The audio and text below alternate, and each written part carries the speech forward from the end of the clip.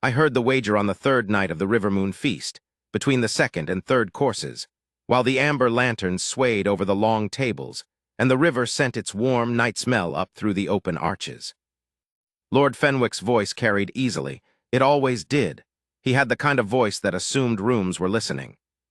10 gold weight says the bonfire doesn't so much as flicker for her. A pause, the clink of a cup set down. The herbalist woman, the one from the border villages.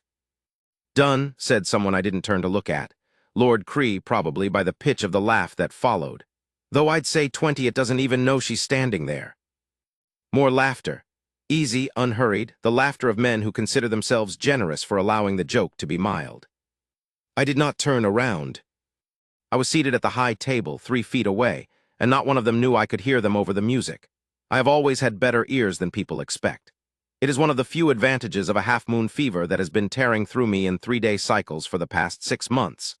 The wolf inside me has been sharpening everything, hearing and scent, and the terrible, particular sensitivity to her, since before I had admitted to myself that there was a her to be sensitive to. Sira of the border villages was sitting at the long table below, near the far end, beside old Wren the apothecary and 2 of the Riverkeep's household women. She wore a dress the color of river clay, plain, well-made, nothing to catch the eye unless you were already looking, which I had discovered, over the 3 days she had been at court for the festival, that I consistently was. She had not heard the wager, or if she had, she gave no sign. She was listening to something Wren was saying, her head tilted slightly, the particular quality of attention she gave to everything she listened to, making her look as though the speaker were the most important person in the room. I had watched her give that attention to a limping wolf-hound the morning she arrived. She had crouched in the courtyard dust and laid her hand on the animal's shoulder, unhurried, not performing anything, and talked to it the way you talk to an old friend you haven't seen in a while. The wolf-hound, who had snapped at 3 of my stable hands that week, had put its head on her knee and sighed. I had been watching from the upper walkway, and I had felt something in the center of my chest go quiet, not stop, not seize, but quiet, the way a room goes quiet when the right person enters it. That was when the 3-day fever I'd been blaming on the season had introduced itself more honestly. Not a season fever. Not anything the court physician had a name for that he'd admitted out loud, though I had seen the way he looked at me when he thought I wasn't watching. I pressed 2 fingers against the edge of the table and breathed through my nose, and did not look at Fenwick or Cree or any of the others who were still laughing softly over their wine. Sira below laughed at something Wren said. It was a quiet sound, not musical in any performed way, just real, warm, the kind of laugh that comes out of someone when they aren't managing their impression. The fever eased by 6 or 7 degrees, immediately. I have been the Alpha King of Veldrath for 14 years. I did not embarrass myself. I did not look. I reached for my own wine and stared at the river below the open arches and told myself very firmly that I was going to think about this clearly. I had been thinking about it clearly for 3 days and had accomplished nothing. Behind me, Fenwick said, 20 then, the unbondable woman. I'll give it good odds she doesn't even know what the fire is for. I set the wine down. Her name, I had learned, was Sira. She kept a cottage 2 days' ride from the eastern border, in the last village before the Veldrath Wildwood. She had no pack registration, not because she'd been cast out of one, but because the border villages ran independent of the pack lines, and she had grown up outside the system entirely, learned her herbalism from her grandmother, spent her years tending the wolves that wandered through the wildwood when they were hurt, and the people who lived there when they were sick. She had come to the River Moon Festival because she came every year, because she needed to trade her medicines in the capital, and because the festival's healer market was the best place to do it. She had not come to court, she had come practically for commerce. The invitation to sit at the great feast was mine, an impulse I had not examined closely enough. She had been at the healer market stall below the castle steps when I came through the market, as I do every first morning of the festival, and she had been the only trader who hadn't stopped what she was doing when my party appeared. She'd been in the middle of explaining a tincture to a young mother, and she had simply continued explaining it, with the same unhurried attention, while the rest of the market did whatever it does when the king walks through. My Lord Steward had looked at me and I had said, before thinking, "Invite the herbalist to the feast," and kept walking. So she was here, and Fenwick had noticed her and decided she was the evening's entertainment, which was the moment I decided something about Lord Fenwick, though I hadn't decided what yet. What I had decided, sitting at my high table with my 2 fingers pressed to its edge, was that I was going to get through the rest of this feast without doing anything that required explanation. I did well for approximately 40 minutes. Then the music changed to a slow river reel, and the tables cleared for dancing, and Lord Cree asked Sira to dance with the particular courtesy of a man who is executing a joke, loud enough to be heard by his group, and she looked at him for a moment with those river-gray eyes of hers, steady, unhurried, the same look she gave the wolf-hound, and said, "Thank you, I'd rather not," in the most cheerful, unbothered tone I had ever heard someone use to decline something. Cree blinked. That wasn't the answer he'd anticipated. He'd wanted a flustered refusal or, better, an awkward acceptance. He got neither. She had already turned back to Wren. I was on my feet before I had made any decision about being on my feet. My Lord Steward, Aldrich, materialized at my elbow. He has been with me for 11 years, and he has a gift for appearing precisely when I am about to do something he will have to manage later. "My Lord King," he said, which is what he says when he means, "Are you certain about this?" "I'm going to take the Lady Sira in for the real," I said. Aldrich looked at my face, and then at the back of Sira's head, and then back at my face. "The fever," he said very quietly. "I'm fine. You have been fine for 3 days, in the particular way that concerns me." "Aldrich." He stepped aside. I walked down from the high table, which is 11 steps, and I crossed the feast hall, and Lord Fenwick watched me do it with the expression of a man watching a situation become more interesting than he'd budgeted for, and I stopped beside Sira's chair. She looked up.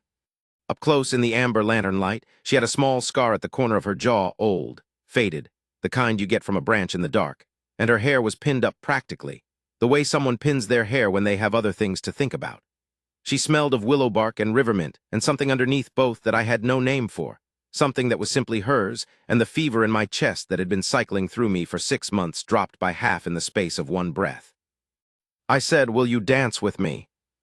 She looked at me for a moment, not with surprise exactly, more like someone checking their mental notes. Then she said, "Yes, all right," and stood up, and I led her out onto the floor. We were the same height almost. She came to my chin. Her hand in mine was warm and a little calloused on the fingertips, from whatever she used in her work. The reel began. She danced competently, without fuss, the way she did everything well enough and without any performance of it. Her eyes were on the dance, not on me, for the first pass. Then she said, without looking up, "They made a wager about me." I missed half a step, recovered. "You heard." "I have good ears." She glanced up briefly. "Did you?" "Yes." "And you came down here because of it?" It was not a question, and it was not entirely right either, which I couldn't explain yet. "Partly," I said. She looked at me then, properly, the full attention she gave things, and something in her expression was not hurt, not angry, but careful, measuring. "I've been the butt of this particular joke for 20 years, she said. "The unbondable woman. It follows me to every festival. It doesn't sting anymore." A pause. "But I'd rather not be a charity case either, so if that's what this is." "It isn't."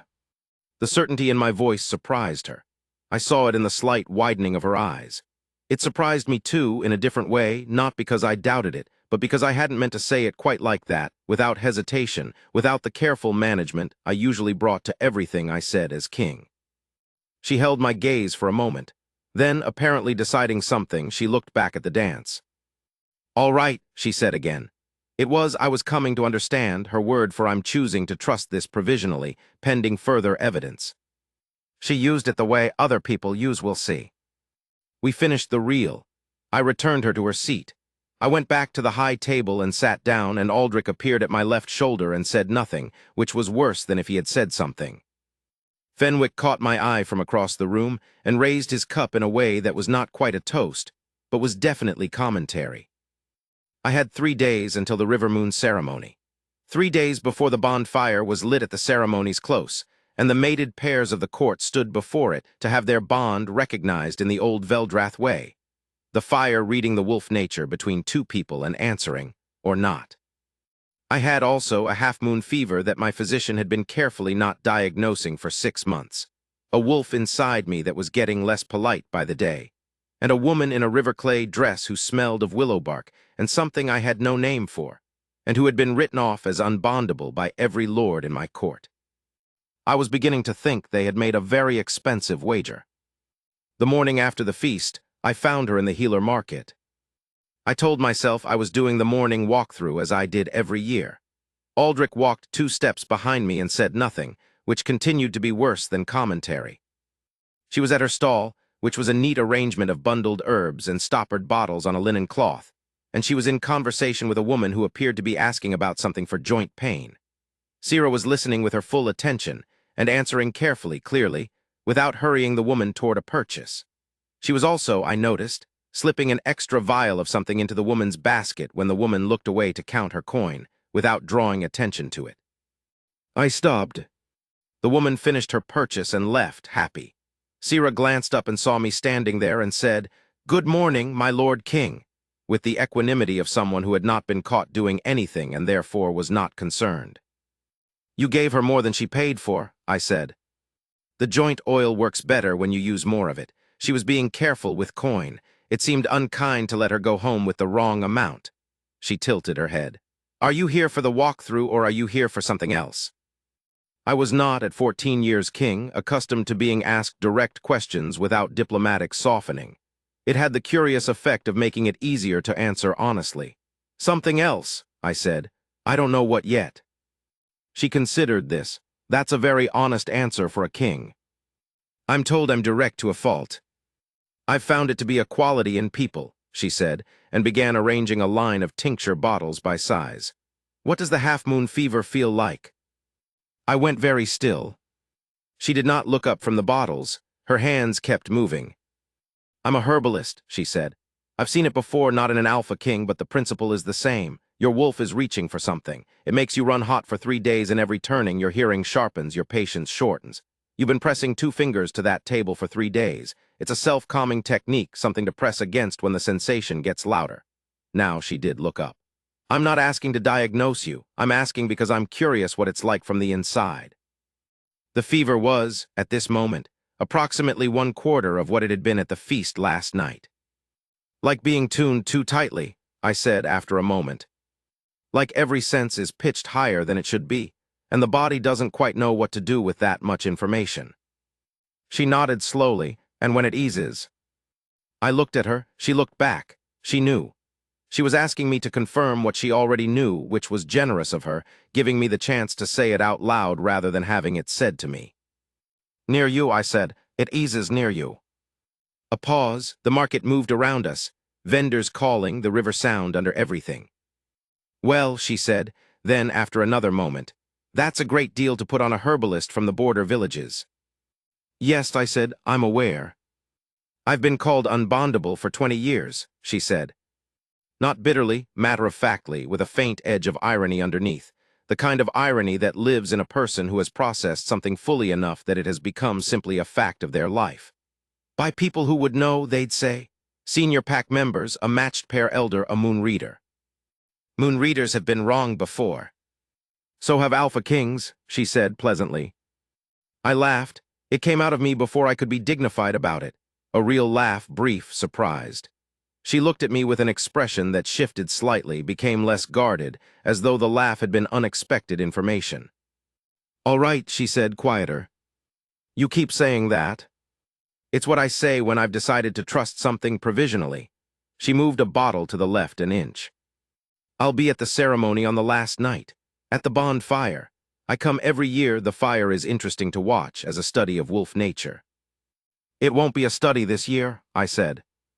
She looked at me steadily. "I suppose we'll find out." The second day, I did not seek her out. I say this with some pride, because the wolf made it extremely inconvenient. The fever had receded overnight from near her proximity and had come surging back by mid-morning, and I sat through 3 hours of court business with my Lord Steward watching me the way one watches a pot that has been set to boil and forgotten about. At the close of the afternoon session, Aldrich set a cup of something on the table before me. "What is this?" I said. "A tisane," he said, and looked at the middle distance. "For the fever." I looked at the cup. It smelled of willow bark and river mint and something I had no name for. Where did you get this?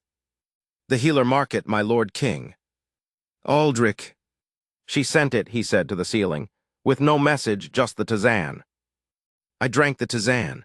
The fever dropped by half immediately, which was not the willow bark's doing. Willow bark does not work that quickly, and I know enough to know that. It was the knowledge that she had thought of it, sent it, that she was paying attention in her quiet, unhurried way. I went back to court business and was, by Aldrich's later account, almost pleasant. That evening there was a smaller supper in the river gallery, the inner court, lords and their ladies, no feast hall, and I looked for her among the faces and did not find her, which was a specific and recognizable discomfort, like reaching for something in the dark that should have been there. I asked a household woman where Sira was. She asked to be excused from the supper, my lord king, said she had medicines to prepare. I nodded, found my seat. Lord Fenwick was across the table with that commentary expression on his face, and I looked at him until he found something else to look at. After the supper, I walked the long way to the physician's workroom, which happened to pass the east wing where the visiting healers had been given a workroom for the festival week, and found the door open and Sira inside, at the long table, grinding something in a mortar, a candle at her left and a second one at her right, her sleeves rolled to her elbows, entirely absorbed. I stood in the doorway. She did not look up, but she said, "You're letting the cold air in." I stepped inside. "How did you know it was me?" "I have good ears," she kept grinding. "And you press your step slightly harder on your right side when you're not being formal. I noticed it at the feast." I pulled a stool from the wall and sat down across the table from her, and she did not comment on this, and so I stayed. She worked, I watched. She did not make it awkward, and neither, to my surprise, did I. After a while I said, "Where did you learn the herbalism?" "My grandmother," she said. "She said everything you need to know about healing is also everything you need to know about patience. You can't rush either one." "She sounds formidable." "She was," a small pause. "She died 4 winters ago. She had a good death, her words." Sira looked up briefly. "She was fond of saying that being unlucky in love was nothing to be ashamed of, that some things take longer to find their shape." "Did you believe her?" She returned to the mortar. "I do now more than I did then." A corner of her mouth lifted, barely. She would have been insufferably pleased about the tisane. "You made it for me before you knew." "I made it for whoever needed it," she said. "Which happened to be you. That's usually how things work in my experience." The candles burned. The river sound came through the small window. I sat on the stool in the east wing workroom of a king's castle, in no particular hurry to be anywhere else, while the wolf inside me lay as still and warm as a dog by a hearth, and tried to remember the last time I had sat in a room with someone and felt like nothing was being required of me. I could not remember. It was a long time ago, if it had ever happened. She ground the mortar, steady and unhurried, and the candles burned down an inch, and after a while she looked up and said, "You should sleep. The fever takes more out of you than you let on." "I don't want to go," I said, and it came out more honestly than I had planned. She looked at me for a moment. Then she said, "All right," set down the pestle.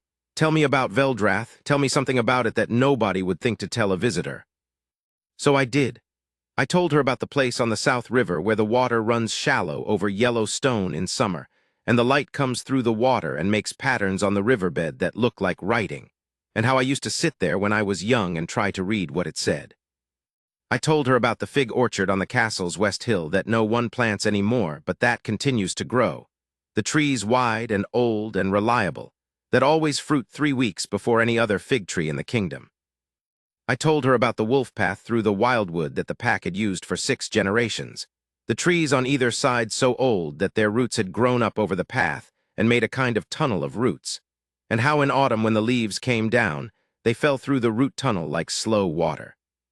She listened, the way she listened to everything, fully, without waiting for her turn to speak. When I finished, she said, "The Yellowstone River, I'd like to see that." "I'll take you," I said. She looked at me. Something in her face went through a change that was small but seismic, a shift in the quality of the stillness, and then she said, very quietly, "All right." And this time the word carried more than provisional trust. This time it carried something else, something that had decided something, and I felt it in the center of my chest like the first catch of flame in tinder. I left when the candles had burned nearly to nothing. I slept, for the first time in 6 months the full night through. On the third day, the wolf stopped being polite. I was in the morning court session when it started. A low, insistent pull, not pain exactly, more like a compass needle that will not stay pointed north, will not rest, will not be managed. The fever came up hard and fast, hotter than any previous cycle, and Aldrich watched my hands tighten on the table's edge and announced a brief recess without being asked. I walked out onto the river terrace, where the fig trees' scent came over the wall from the west hill, and the river lay below in the morning light, amber and green and breathed. The pull was directional. I understood that now. Had understood it for 3 days, really, but had been arguing with it, as though argument with a wolf's instinct was something that tended to go well. It was pointing, with the patience of something that had been pointing for 6 months, and was done waiting for me to catch up, toward the east wing. I went in through the upper corridor, not the court entrance, less ceremony that way, and down the stair, and the pull strengthened with each step until by the time I came to the east wing workroom it was not so much a pull as a simple fact, a declaration the wolf was making to the rest of me. Here, this, now. The workroom door was open. Sira was at the table, a bowl of water beside her, washing her hands after the morning's work. She looked up when I appeared in the doorway and did not seem surprised, but there was something in her eyes that told me the pull had not been entirely one-directional. "You look terrible," she said, not unkindly. "The fever's high today," I said. She picked up a cloth, dried her hands. "Sit down." I sat down. She came around the table and stood beside me, and without ceremony or particular performance put her hand on my wrist, the pulse point, the way a healer checks a fever, and the wolf went quiet so completely, so immediately, that I let out a breath that I think I had been holding since before I sat down. Her hand stayed where it was. She was watching my face with that attention. "Better," she said. "Yes." "Good." She did not move her hand. "I want to tell you something before the ceremony tonight. I've been called Unbondable for 20 years, Calder." She had used my name, not my Lord King. Just my name, and it sounded like it had always fit, like a word you know, and have been using slightly wrong and then hear pronounced correctly by someone who knows the language. "I know you believe this isn't one-sided," she said. "I want you to know that I believe it too now, but I've been told before that someone saw something in me and been wrong. So I am telling you plainly, if tonight the fire doesn't light, I will not perform devastation for your court, and I will not perform indifference either. I will simply go home." She looked at me steadily. "And if it does light," her thumb moved, a small motion against the pulse at my wrist, "then I will need some time to become accustomed to what I've been told for 20 years not to expect." "I know," I said. "I will give you all the time you need." "And you'll take me to the Yellowstone River?" "Yes." A pause, her hand still on my wrist. The wolf warm and still and entire within me, not straining toward anything, not reaching, simply present in the way it had never been present, resting in the knowledge of what it knew. "The court will be watching," she said. "They've been watching for 3 days," I said. "They should get their money's worth." She laughed that real unmanaged laugh, and the fever dropped to nothing. Completely. Not reduced, erased. For the first time in 6 months, the wolf inside me simply lay down, quiet and warm and sure, and I sat on a workroom stool in the east wing and understood with the absolute clarity of something finally completed that I had been reaching for this particular stillness since before I had known what I was reaching for. She took her hand away. "I should finish the morning work," she said. "Yes," I said, and did not move for another few minutes. She let me stay. The river moon ceremony happened at dusk, when the river ran gold and the kingdom's fires were lit one by one in the long line of Riverkeep windows, and the people of Veldrath gathered on the terraces and the riverbanks below to watch. The bonfire was always the ceremony's final act. It was the oldest tradition in the kingdom, older than the treaty lines, older than the pack roads, older than most of what people now called Veldrath. A fire built of white riverwood, lit by the moonkeeper at sunset, and brought through the great hall to the terrace that overlooked the river. The mated pairs of the court would stand before it, one by one, and if the bond between them was true, wolf-true in the old sense, the fire would recognize it and burn brighter, a column of silver-white instead of gold. In my 14 years as king I had seen it burn silver-white perhaps 7 times. In the years before that, my father's court had seen it another 8. It was a rare thing. The fire was not easily convinced. The pairs came first. My lords and their ladies, the pack-bonded couples who had been together 5 years or 15 or 30, and the fire did what it did for them, brightened some of them, held steady for others, which was not a failure, the Moonkeeper always said, but simply meant the bond was still growing. The fire did not lie. It did not flatter. I stood to the side of the terrace, where the king stands to witness. Aldrich at my shoulder. Lord Fenwick somewhere behind me.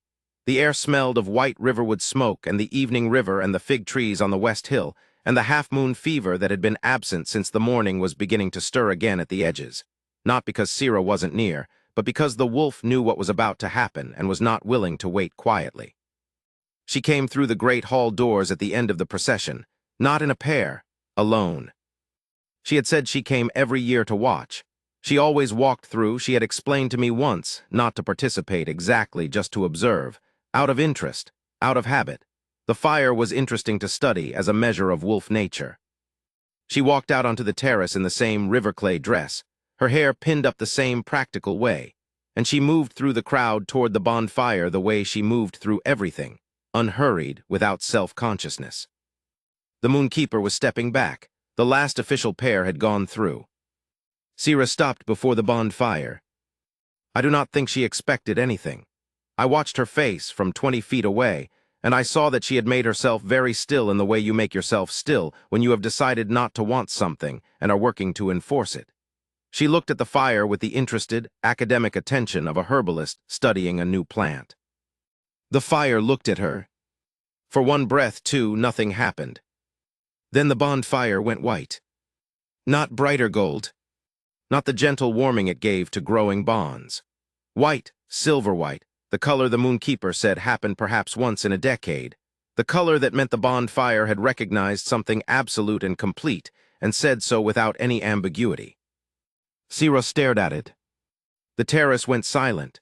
Not politely quiet, but stunned still. The silence of 100 people who have all processed the same information simultaneously and have not yet started talking about it. Behind me, very quietly, I heard Lord Fenwick say, "Ah." The wolf did not wait for me to make a decision. It simply moved me. 3 days of watching and waiting and being patient and arguing with myself, and every civilized layer of king behavior I had been maintaining went sideways. And I was crossing the terrace before I knew I was moving. 20 feet gone in the time it takes to take 2 steps. And then I was standing beside her at the bonfire. And the fire went brighter, the silver white pouring up into the evening air above the river. And I heard the crowd below on the river terrace begin to make noise, a wave of it. And did not pay attention to any of that.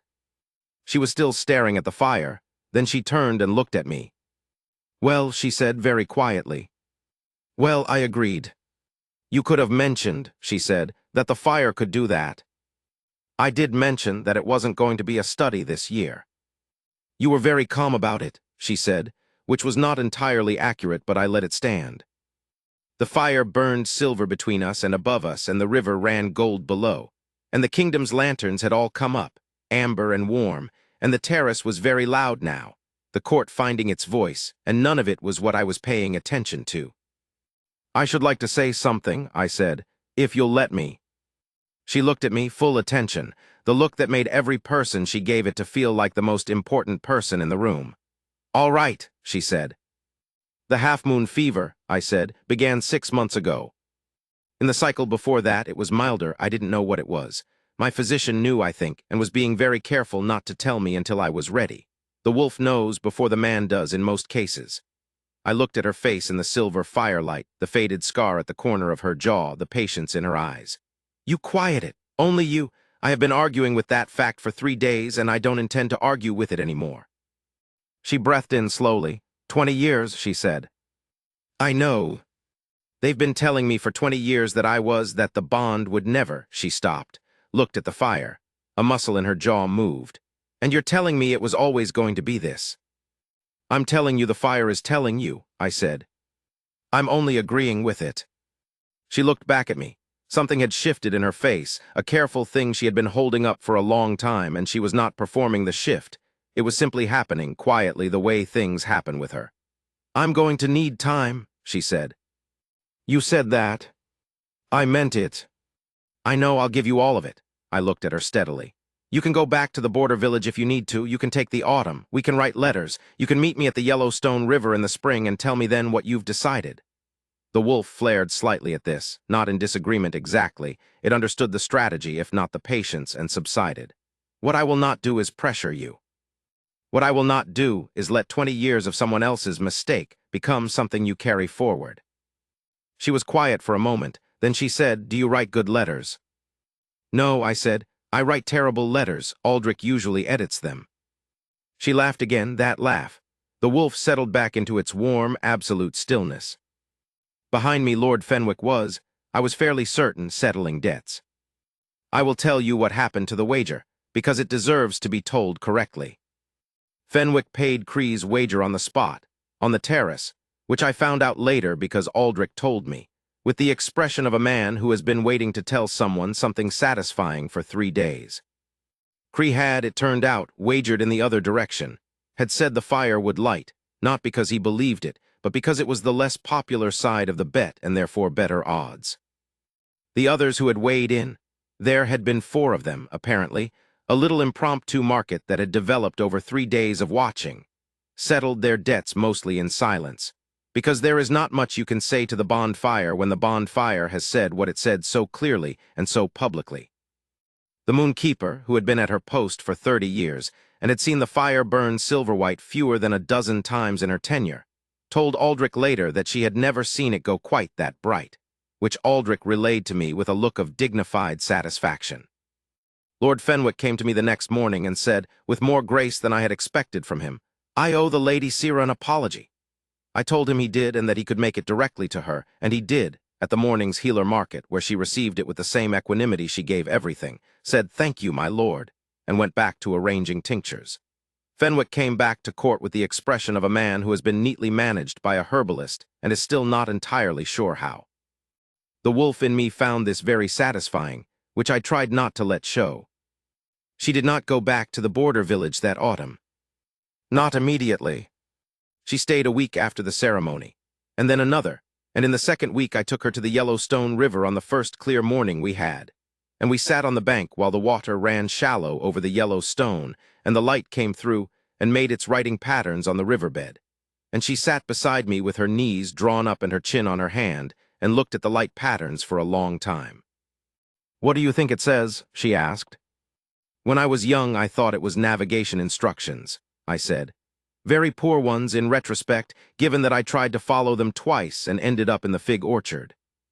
"That doesn't sound like poor navigation," she said. "The fig orchard sounds like exactly where you should end up."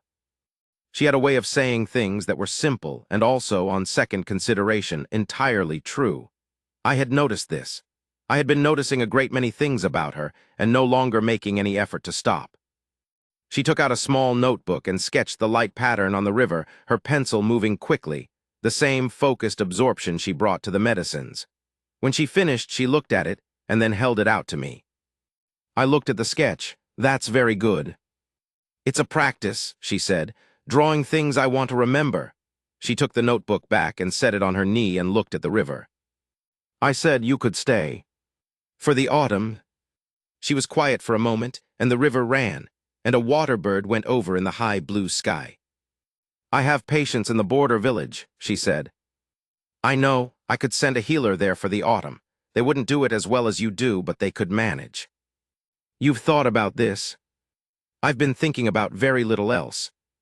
She looked at me sidelong. "You're very direct." "Faults," I said. She smiled and looked back at the river.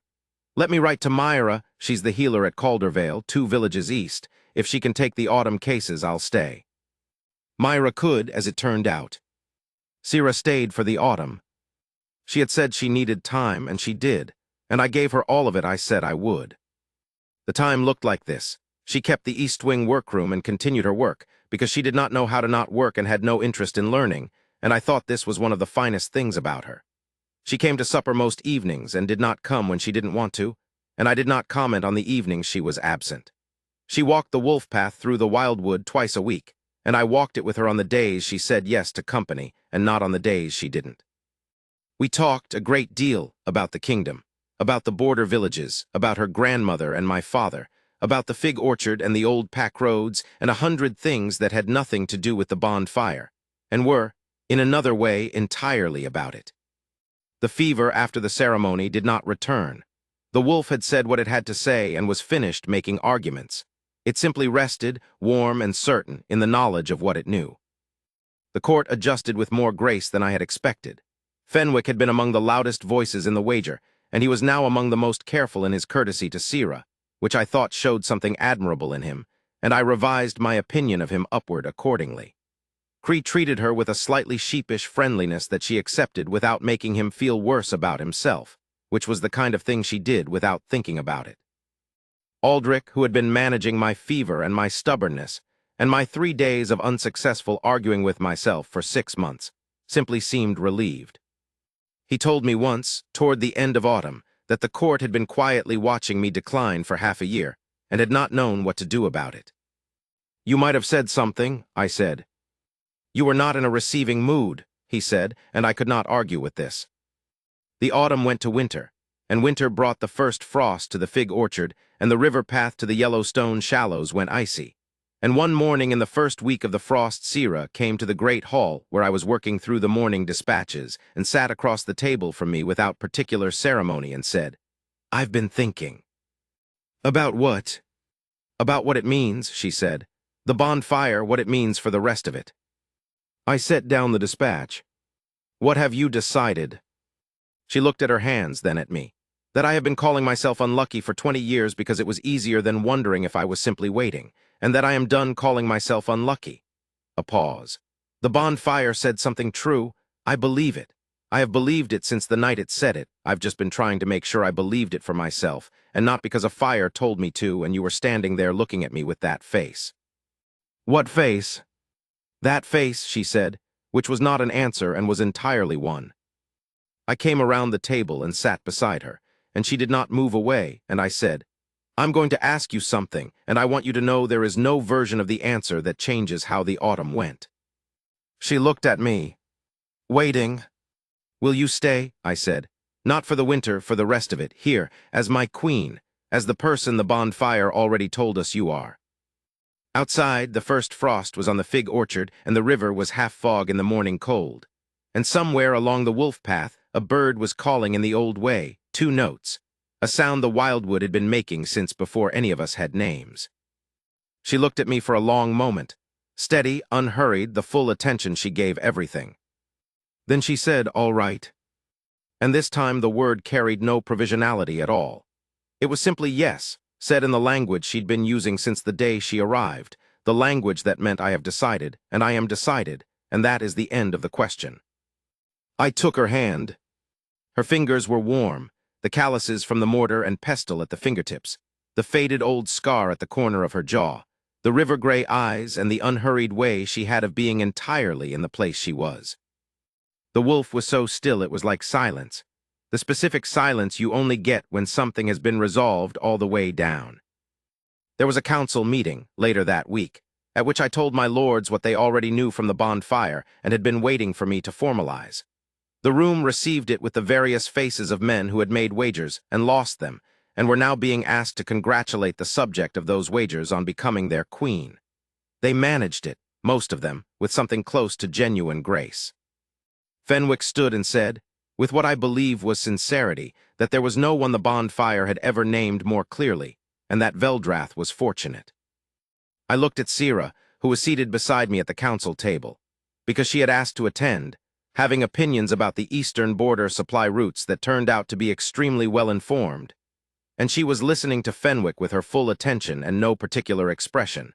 And then she caught my eye, and the corner of her mouth moved in the way it moved when she had found something faintly, privately funny. The wolf noted this and filed it away, and I understood that I had been doing that for weeks, storing things. The way she laughed, the precise angle of her attention when she was listening to something. The way she held a mortar, and the way she looked at the Yellowstone River, and the sound of her saying all right with all its shades of meaning. I had been collecting these things without knowing I was doing it, the way the fig orchard on the West Hill had been growing without anyone planting it, reliable and wide and quietly certain of itself. Some things take longer to find their shape, her grandmother had said. I looked at Sira, the Queen Veldrath had been waiting for, the woman the bonfire had named. The herbalist who sent tisanes to kings she barely knew and gave waterbird widows extra vials when they weren't looking and spoke to wounded wolfhounds like old friends, who had been called unbondable for 20 years by people who were measuring the wrong thing. She turned from Fenwick and looked at me, and something passed between us in that look that was small and complete and entirely ours, and I thought, 20 years. 20 years of someone else's mistake. The years were behind her now, and they could stay there. The council table was full of lords who had made wagers and lost them, and none of that was what I was thinking about.